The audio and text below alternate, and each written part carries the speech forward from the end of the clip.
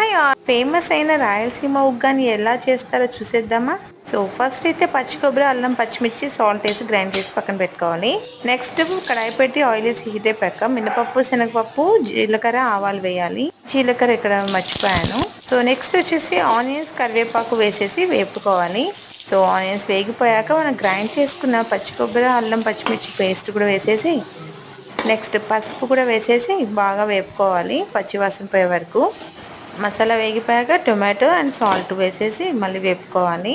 Tomato వేగిపోయాక ఇక్కడ బొరుగులు చూస్తున్నారు కదా, ఇవి మనకి నార్మల్ బొరుగులు అనమాట, ఉగ్గాని బొరుగులు. సో ఇవి వాటర్లో తడుపుకునేసి పిండేసి బొరుగులు కూడా వేసేసి నిమ్మకాయ రసం, సాల్ట్ వేసేసి మొత్తం మంచిగా కలుపుకోవాలన్నమాట.